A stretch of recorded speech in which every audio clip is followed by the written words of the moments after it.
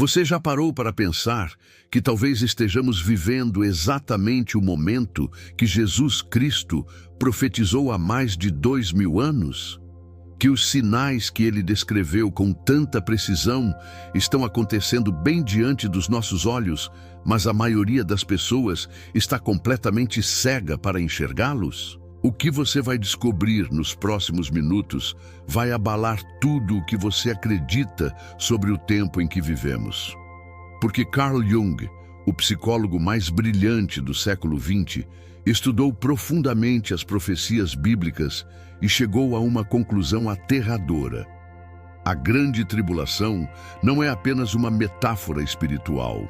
É um processo psicológico coletivo que está acontecendo agora, neste exato momento, na consciência da humanidade.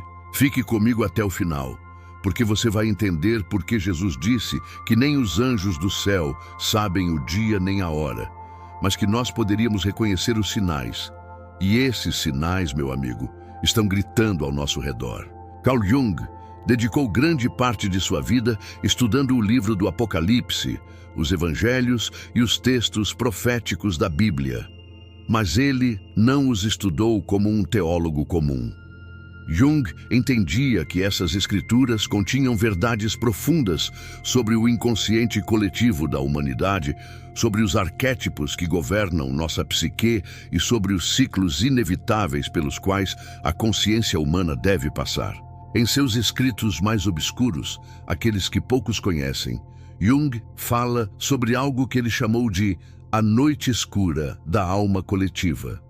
Um período na história humana onde as forças do inconsciente emergiriam com tal intensidade que o mundo como conhecemos seria transformado radicalmente.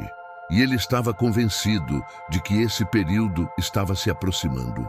Quando Jesus falou sobre a grande tribulação no Evangelho de Mateus, capítulo 24, ele não estava apenas fazendo uma profecia aleatória. Ele estava descrevendo um processo psicológico espiritual inevitável. Ouça com atenção o que Cristo disse. Haverá então grande tribulação, como nunca houve desde o princípio do mundo até agora, nem jamais haverá. Jung percebeu algo extraordinário nessas palavras. Ele entendeu que Jesus estava falando sobre um momento na evolução da consciência humana onde tudo que está oculto seria revelado, onde as máscaras cairiam, onde a sombra coletiva da humanidade seria forçada a emergir para a luz. E olhe ao seu redor. O que você vê? Você vê uma humanidade em paz? Você vê harmonia e amor prevalecendo? Ou você vê exatamente o que Jung previu? O caos psicológico, a fragmentação da realidade, a dissolução de tudo que parecia sólido. Vamos mais fundo. Jesus continuou dizendo, e se aqueles dias não fossem abreviados, nenhuma carne se salvaria. Mas por causa dos escolhidos, serão abreviados aqueles dias. Jung interpretou isso de uma maneira fascinante. Os escolhidos não são um grupo religioso específico, são aqueles que desenvolveram consciência, aqueles que fizeram o trabalho interior de integrar sua sombra, de confrontar seu próprio inconsciente. Porque veja bem, a grande tribulação que Jesus descreveu não é primariamente um evento externo. É um evento interno que se manifesta externamente. É a projeção coletiva da sombra não integrada da humanidade. Pense nisso por um momento. Nunca na história humana tivemos tanta informação disponível, tanta tecnologia, tanto potencial para conexão. E mesmo assim, nunca estivemos tão divididos, tão ansiosos, tão perdidos. Por quê? Porque, como Jung explicou, quanto mais nos desconectamos do nosso mundo interior, mais caótico se torna o mundo exterior. Jesus avisou sobre falsos profetas que enganariam a muitos, e Jung viu isso com clareza absoluta. Na era moderna, os falsos profetas não usam vestes religiosas necessariamente. Eles aparecem como influenciadores digitais, como ideologias políticas extremas, como promessas de salvação, através da tecnologia ou do consumo material. Cada notificação no seu celular, cada algoritmo que controla o que você vê, cada narrativa que é empurrada para sua mente sem o seu consentimento consciente. Esses são os falsos profetas da era moderna. E eles estão cumprindo exatamente o que Jesus profetizou, enganando a muitos, até mesmo os escolhidos, se possível fosse. Jung escreveu algo perturbador em seu livro Aion. A aproximação do final de uma era sempre se anuncia por um caos aparentemente sem sentido. Ele estava se referindo à transição da era de peixes para a era de aquário. Mas mais profundamente, ele estava falando sobre a transformação radical da consciência que deve acontecer antes que uma nova ordem possa emergir. E Jesus disse exatamente isso, mas de uma forma diferente. Ele falou sobre guerras e rumores de guerras, sobre terremotos em vários lugares, sobre fomes e pestilências. Não são apenas eventos literais, são manifestações externas do terremoto psicológico que está acontecendo no interior da humanidade. A pandemia que vivemos recentemente não foi apenas um vírus biológico, foi um espelho que refletiu nossa sombra coletiva. Revelou nossos medos mais profundos, nossa fragilidade, nossa interdependência e também nossa capacidade de divisão e egoísmo. Foi, nas palavras de Jung, uma erupção do inconsciente coletivo. Jesus disse: quando virdes a abominação da desolação, de que falou o profeta Daniel, no lugar santo, quem lê, entenda. Jung passou anos tentando decifrar o que seria essa abominação da desolação em termos psicológicos. E ele chegou a uma conclusão chocante. É o momento em que o ego coletivo da humanidade tenta ocupar o lugar do self, o lugar do sagrado. Em outras palavras, é quando a humanidade se declara Deus, quando achamos que podemos controlar tudo através da tecnologia, quando tentamos eliminar o mistério, quando substituímos o sagrado pelo material, quando colocamos nossa própria vontade acima da ordem natural e espiritual do universo. E não é exatamente isso que estamos vendo. A arrogância tecnológica que nos faz acreditar que podemos modificar geneticamente tudo, incluindo os seres humanos. A ilusão de que podemos criar inteligências artificiais que superem a consciência humana sem consequências. A crença de que podemos ignorar completamente as leis espirituais e ainda assim prosperar. Jesus foi absolutamente claro quando disse: imediatamente depois da tribulação daqueles dias, o sol escurecerá e a lua não dará a sua luz, e as estrelas cairão do céu, e as potências dos céus serão abaladas. Jung interpretou isso não apenas como fenômenos astronômicos, mas como símbolos do colapso das estruturas psíquicas que sustentavam a consciência humana. O sol representa a consciência. A lua representa o inconsciente. As estrelas representam os arquétipos eternos que dão orientação e significado.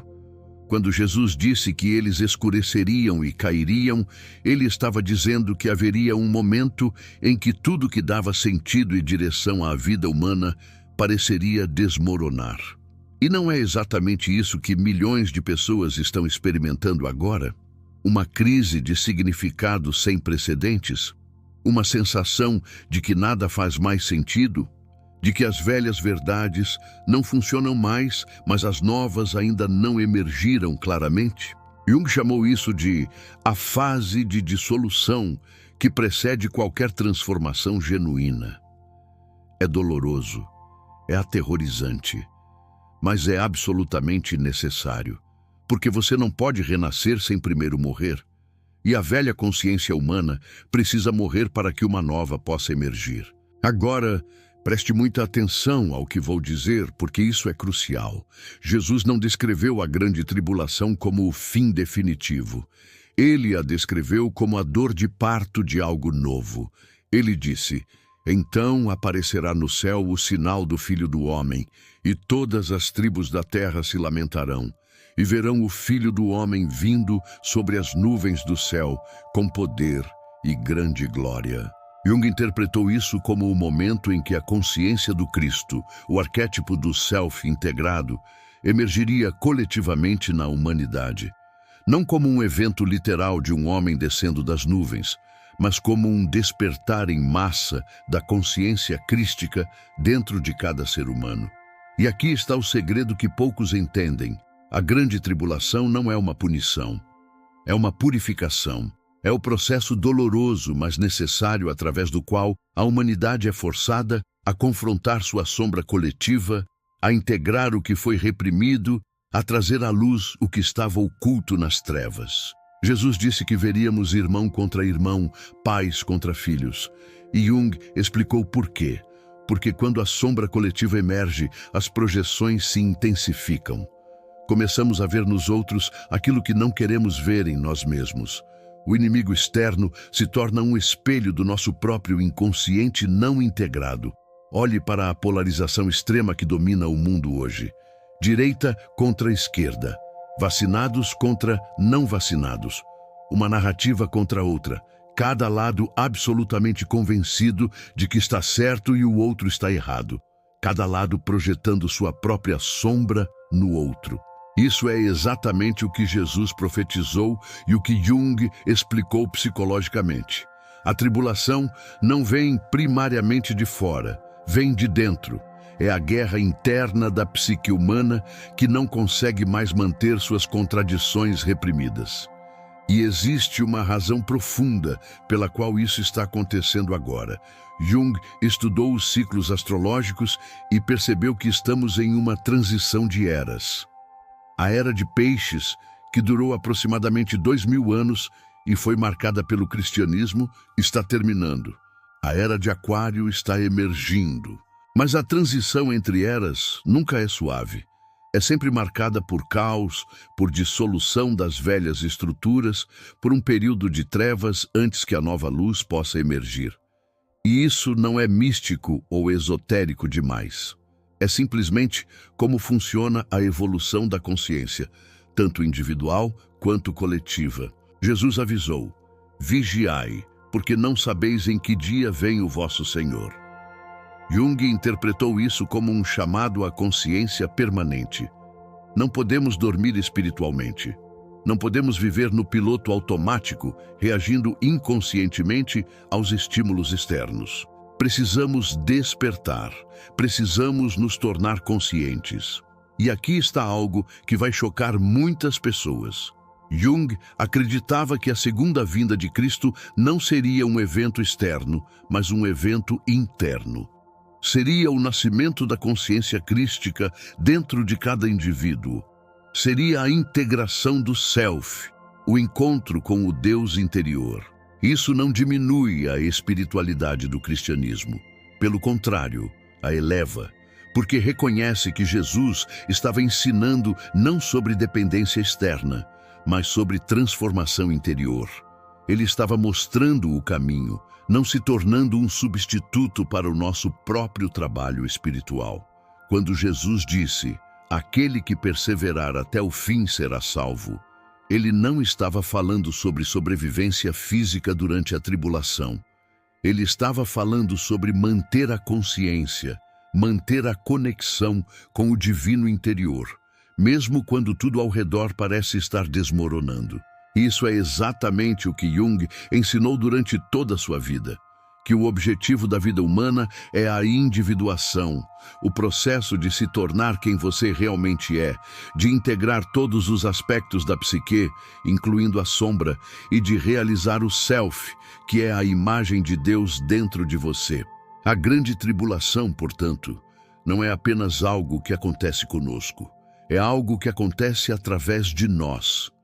Cada pessoa que escolhe fazer o trabalho interior de confrontar sua própria sombra, de questionar suas próprias projeções, de despertar sua própria consciência, está participando ativamente na transformação coletiva.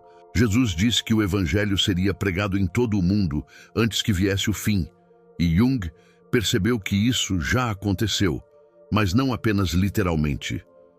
O Evangelho, que significa boa notícia, é a mensagem da possibilidade de transformação interior. E essa mensagem, de uma forma ou de outra, chegou a todos os cantos do mundo. Mas veja, a maioria não está ouvindo, a maioria está distraída, anestesiada, dormindo espiritualmente. Exatamente como Jesus alertou através da parábola das 10 virgens, 5 prudentes e 5 insensatas. Metade estará preparada para o despertar, metade não. Jung viu isso como uma verdade estatística sobre a consciência humana. Nem todos estão prontos para despertar ao mesmo tempo, e isso não é julgamento moral. É simplesmente reconhecimento de que a evolução da consciência acontece em diferentes velocidades para diferentes pessoas. A pergunta que fica é: você está preparado? Você está fazendo o trabalho interior necessário? Ou está esperando ser salvo por alguma força externa, enquanto ignora completamente sua própria sombra, seus próprios conflitos internos, sua própria necessidade de transformação? Jesus foi muito claro. Assim como foi nos dias de Noé, assim será também nos dias do Filho do Homem. Comiam, bebiam, casavam e davam-se em casamento até ao dia em que Noé entrou na arca, e veio o dilúvio e os consumiu a todos. Em outras palavras, a vida continuará normalmente para aqueles que estão inconscientes. Eles estarão completamente absorvidos nas atividades mundanas, completamente distraídos, até que a transformação os atinja de forma abrupta. Jung interpretou o dilúvio como um símbolo da erupção do inconsciente. A Arca de Noé representa a estrutura de consciência que pode sobreviver quando o inconsciente transborda. E quem constrói essa arca? Aqueles que, como Noé, ouvem a voz interior do divino e agem de acordo, mesmo quando todos ao redor pensam que são loucos. Estamos vivendo agora um momento onde construir sua arca interior não é opcional. É essencial para a sobrevivência psicológica e espiritual. E essa arca é construída através da meditação, da oração, do autoconhecimento, da integração da sombra, do desenvolvimento da consciência. A Bíblia tinha razão quando descreveu a grande tribulação. Jesus avisou com precisão cirúrgica sobre os sinais que a precederiam. E Carl Jung nos deu as ferramentas psicológicas para entender o que está realmente acontecendo. Não apenas como um evento apocalíptico externo, mas como uma transformação profunda da consciência coletiva. Os sinais estão todos aí. A polarização extrema, a dissolução das verdades que pareciam absolutas, o caos aparentemente sem sentido, a sensação de que algo fundamental está mudando, a ansiedade coletiva, o medo, a incerteza. Mas lembre-se, Jesus também disse que quando essas coisas começarem a acontecer, devemos olhar para cima e levantar nossas cabeças, porque nossa redenção está próxima. Não devemos temer. Devemos reconhecer que o parto é doloroso, mas é necessário para o nascimento. A humanidade está dando à luz uma nova consciência, e como todo parto, é doloroso, caótico, assustador. Mas do outro lado dessa tribulação está a possibilidade de uma humanidade transformada, de uma consciência elevada, de um mundo onde o divino interior é reconhecido em cada ser humano. Carl Jung passou sua vida preparando as pessoas para esse momento. Ele sabia que estava chegando. Ele viu os sinais com décadas de antecedência. E ele nos deixou um mapa, um guia psicológico para navegar através dessa transformação sem perder nossa sanidade ou nossa alma. A escolha é sua. Você pode continuar dormindo, negando o que está acontecendo, distraindo-se com prazeres temporários até que a onda do inconsciente coletivo te atinja de surpresa. Ou você pode acordar agora, começar o trabalho interior, construir sua arca de consciência e se preparar para participar ativamente no nascimento dessa nova era. Jesus avisou, a Bíblia tinha razão, Jung explicou, e agora você sabe. A grande tribulação não é apenas uma profecia antiga. É o processo de transformação que estamos vivendo neste exato momento. A pergunta não é se ela vai acontecer. A pergunta é: você estará consciente quando ela culminar ou será pego de surpresa como as 5 virgens insensatas? O tempo de preparação é agora. O chamado para despertar é urgente. E a boa notícia, o verdadeiro evangelho, é que você tem dentro de você tudo o que precisa para não apenas sobreviver a essa tribulação, mas para emergir dela transformado, renascido, realizado.